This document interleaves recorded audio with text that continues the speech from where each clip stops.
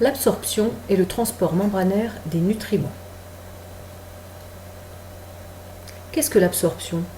L'absorption, c'est le passage des nutriments du tube digestif vers le sang ou vers la lymphe. Quels sont les nutriments qui sont prêts à être absorbés? Suite à la digestion que nous avons vu précédemment, les nutriments prêts à être absorbés sont les suivants. Tout d'abord le glucose et les autres oses ou sucres simples, comme par exemple le fructose ou le galactose.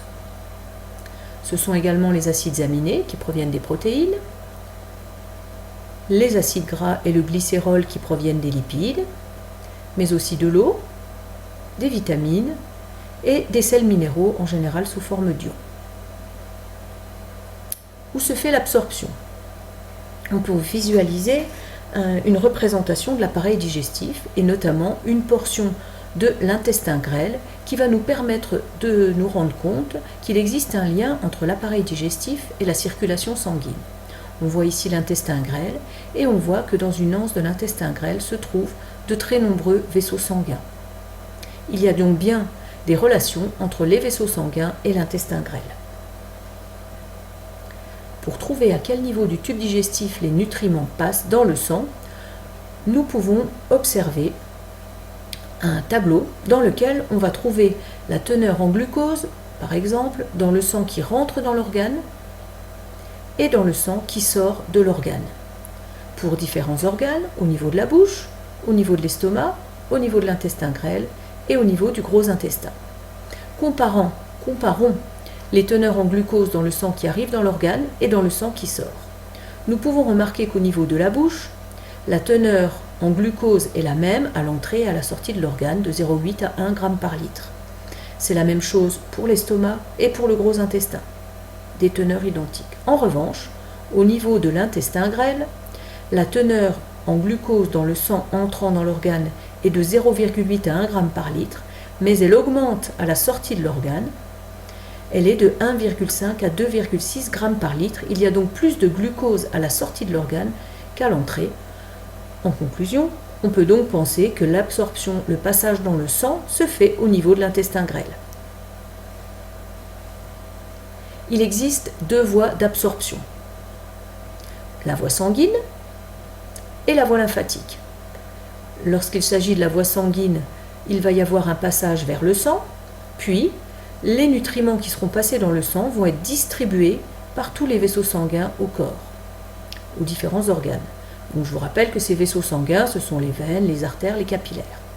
La deuxième voie d'absorption, la voie lymphatique, cette fois-ci, les nutriments vont passer dans la lymphe et ils vont être distribués par les vaisseaux lymphatiques. Visualisons ces deux voies d'absorption. De ce côté en jaune, la voie lymphatique, qui, depuis l'intestin grêle, comporte un certain nombre de vaisseaux lymphatiques qui vont aboutir à proximité du cœur, dans la veine sous-clavière.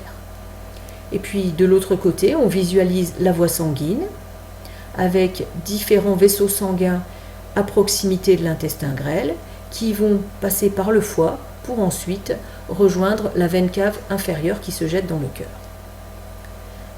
Quels sont les nutriments qui empruntent ces différentes voies? Dans la voie dans la voie sanguine tout d'abord, on va trouver les nutriments hydrophiles, comme par exemple les oses, les sucres simples, le glucose, le galactose, le fructose. On va trouver les acides aminés, l'eau et certains sels minéraux, ainsi que des vitamines hydrosolubles comme la vitamine C, la vitamine B ou la vitamine PP. Pour la voie lymphatique, cette fois-ci, ce sont les nutriments hydrophobes qui vont emprunter cette voie lymphatique. Par exemple, les acides gras, le cholestérol, ainsi que toutes les vitamines liposolubles, ce sont les vitamines A, D, E, K. Quel est le mécanisme de l'absorption? Pour passer de la lumière du tube digestif au sang, les nutriments doivent traverser les cellules qui bordent l'intestin grêle. Ces cellules, ce sont les cellules épithéliales qu'on appelle également entérocytes. Voici une cellule épithéliale. Cette cellule épithéliale est orientée De ce côté se trouve la lumière de l'intestin, c'est-à-dire l'intérieur de l'intestin, et de ce côté se trouve la circulation sanguine. On remarque qu'on a ici une partie de la cellule qu'on peut appeler la partie basale. Il y a donc ici la membrane basale. Sur la partie supérieure, ici, on trouve la membrane apicale qui est hérissée de nombreuses villosités, des petits replis dans la membrane, qu'on appelle des microvillosités. On peut remarquer également qu'il existe entre les différentes cellules épithéliales des jonctions étanches. À cause de ces jonctions étanches, les nutriments qui ont été digérés et qui se trouvent dans la lumière de l'intestin ne peuvent pas passer entre les cellules. Le passage est bloqué par cette jonction. En conséquence, les nutriments qui se trouvent dans la lumière de l'intestin et qui doivent rejoindre la circulation sanguine vont forcément traverser cette cellule épithéliale. L'absorption des nutriments comporte donc une traversée obligatoire de la cellule épithéliale.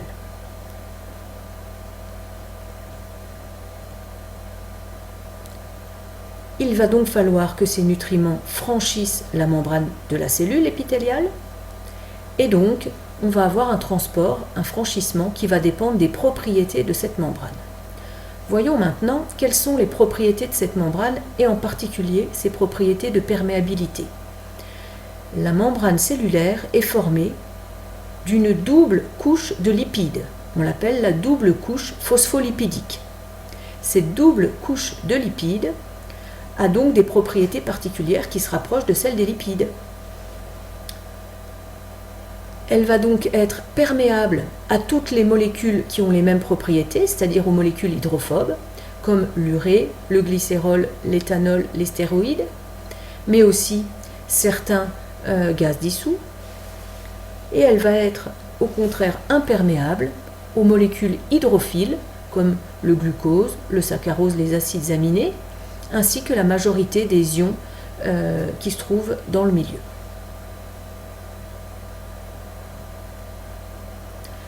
Donc, selon les propriétés des molécules et en fonction de la constitution de la membrane, deux formes de transport membranaire sont possibles. La première forme, c'est un transport passif ou une simple diffusion. Ce transport concerne les acides gras, les vitamines liposolubles, mais également l'eau et certains minéraux. Dans ce cas-là, comme il s'agit d'une diffusion, cette diffusion va se faire selon le gradient de concentration de ces différentes molécules. La deuxième forme de transport, c'est le transport par un système de transporteurs. Ce système va concerner le glucose, les acides aminés et la majorité des ions, en particulier les ions sodium. Nous pouvons voir sur cette vidéo, sur cette animation, ces différentes formes de transport. Les molécules hydrosolubles ou polaires traversent difficilement la double couche de phospholipides. Afin de faciliter leur déplacement d'un côté à l'autre, certaines protéines intramembranaires servent de canaux. On peut les comparer à des tunnels qui laissent passer de très petites molécules ou des ions. Certaines protéines canaux ne laissent passer que les molécules d'eau. On les appelle aquaporines. Le sens du déplacement suit le gradient de concentration. Ce processus ne requiert pas d'énergie. En résumé, on peut dire que l'absorption va se faire au niveau de l'intestin grêle, on l'a montré grâce au tableau, et qu'elle va comporter une traversée obligatoire de la cellule épithéliale. Cette absorption dépend des propriétés des molécules. On va avoir un transport membranaire simple ou à l'aide de transporteurs pour les molécules hydrophiles. Ces molécules vont rejoindre la voie sanguine ou bien la voie lymphatique.